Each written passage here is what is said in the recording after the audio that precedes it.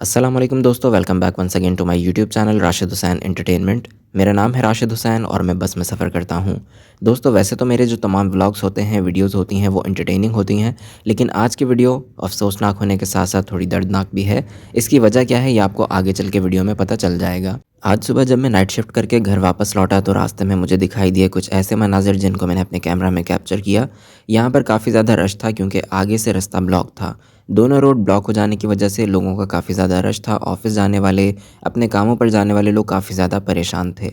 इस सिचुएशन को देख के मुझे अंदाज़ा हुआ कि मुझे यहाँ काफ़ी टाइम लगने वाला है और हो सकता है कि मुझे यहाँ से काफ़ी सफ़र पैदल तय करना पड़े। इसलिए मैंने सोचा कि पहले नाश्ता कर लिया जाए क्योंकि खाली पेट पैदल चलना काफ़ी दुश्वार हो सकता है।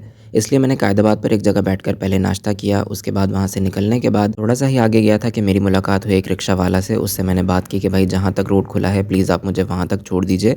तो रिक्शा वाले ने कहा कि आगे रास्ते सारे ब्लॉक हैं लेकिन मैं अपनी पूरी कोशिश करूँगा। असल में मेरा मकसद ये था कि ये जो मुर्गी खाने वाला पुल है, ये इतनी ठंड में पैदल क्रॉस करना मेरे लिए काफ़ी मुहाल हो सकता था और मेरी बिल्कुल हिम्मत नहीं थी पैदल चलने की क्योंकि मैंने नाइट शिफ्ट की थी। तो इसलिए मैंने रिक्शा वाले को यहाँ से किया। उसने जितने पैसे मांगे मैंने उसको बोला कि मैं आपको पैसे दूँगा। पुल क्रॉस करने के बाद थोड़ा सा ही आगे गए थे तो आगे जाने के बाद हमें दिखाई दिए कुछ ऐसे मनाजिर। रास्ता खुला हुआ है। बिल्कुल बंद है, कहीं पे भी रास्ता नहीं है। घाट कैसे जाएंगे? नहीं है रास्ता। अब यहाँ से रास्ता ब्लॉक होने की वजह से हमने सोचा हम रॉन्ग वे ले लेते हैं, तो मैं रिक्शा वाले को रास्ता बता रहा था कि आप यहाँ से निकाल लें।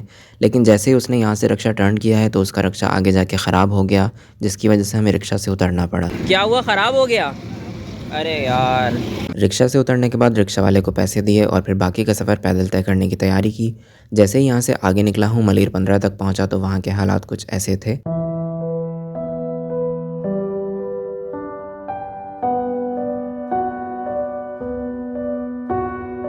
ये हालात और मामलात देखने के बाद भी मैं अंदाज़ा नहीं कर पा रहा था कि आखिर क्या वजह है इन चीज़ों के पीछे।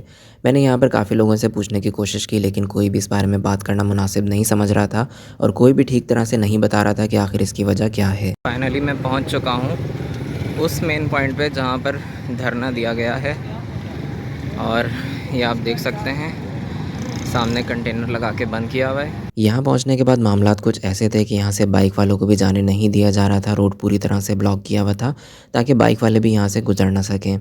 और रीज़न क्या थी वो मुझे अभी तक समझ में नहीं आया था। यहाँ पुलिस भी मौजूद थी जो कि लोगों को इंस्ट्रक्शंस दे रही थी कि इस रोड को फॉलो मत करें, यहाँ से मत जाएँ, वरना आपको मज़ीद दुश्वारी का सामना करना पड़ेगा आगे जाने के बाद।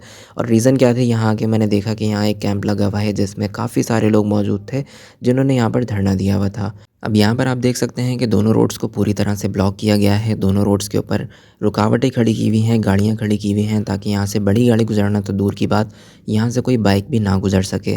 अब इस धरने की असल रीज़न क्या है ये तो मुझे नहीं पता था, फिर भी मैंने सोचा कि आगे जाते हैं, मज़ीद सफ़र को तय करते हैं और मनाजिर देखते हैं और फिर आगे जाके पता लगाने की कोशिश भी करते हैं कि आखिर इसके पीछे वजह क्या है। अब थोड़ा सा और आगे बढ़ा तो तकरीबन मैं काला बोर्ड के करीब पहुँचने ही वाला था तो यहाँ पर मैंने कुछ बाइक्स वालों को देखा जो कि इंतज़ार में थे कि उनको कहीं से कोई रास्ता मिल जाए और वो यहाँ से निकल सकें।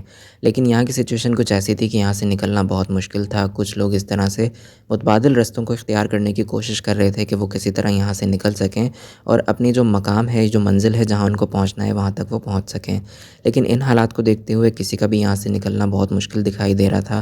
खैर, इन मनाजिर को तय करता हुआ मैं पहुँचा काला बोर्ड पर और फिर ब्रिज पर जाने के बाद मैंने यहाँ से कुछ मनाजिर शूट करने की कोशिश की। और यहाँ पर आप देख सकते हैं कि काफ़ी ज़्यादा कंटेनर्स खड़े हुए हैं जो कि यहाँ कल रात से खड़े हैं क्योंकि ये रोड जो है कल रात से ब्लॉक है। और यहाँ पर मुझे काफ़ी लोग ऐसे दिखे जो वीडियोस बना रहे थे, पिक्चर्स बना रहे थे, अपने ऑफिस में कॉल पे बात कर रहे थे कि भाई ये वजह है जिसकी वजह से वो ऑफिस पहुँचने में लेट हो जाएंगे या फिर नहीं पहुँच सकेंगे। खैर, ये तमाम मनाजिर को तय करता करता मैं पहुँच गया काला बोर्ड तक और यहाँ पर मैंने देखा कि यहाँ पर एक एम्बुलेंस फंसी हुई थी जिसको रास्ता नहीं मिल पा रहा था। लेकिन ये सब मनाजिर देख के मैंने अंदाज़ा लगाया कि इतनी सर्दी में, इतनी ठंड में वो छोटे छोटे से बच्चे और वो औरतें जो रोड पर बैठ के एहतजाज कर रहे थे, शायद उनकी तकलीफ़ के आगे हमारी ये छोटी छोटी सी तकलीफ़ें बहुत बेमायना हैं। इसके पीछे रीज़न क्या थी ये तो मैं नहीं जानता। अगर आप लोगों में से कोई जानता है कि इस धरने की रीज़न क्या थी, किस वजह से रोड ब्लॉक किए गए थे, तो प्लीज़ कमेंट बॉक्स में आके लाजमी बताएं। और इसी के साथ हमारा आज का सफ़र तकरीबन कंप्लीट हुआ। अगर आप मेरे चैनल पे नए हैं तो प्लीज़ मुझे सपोर्ट करने के लिए मेरे चैनल को सब्सक्राइब करके बेल आइकन को लाजमी क्लिक कर दें।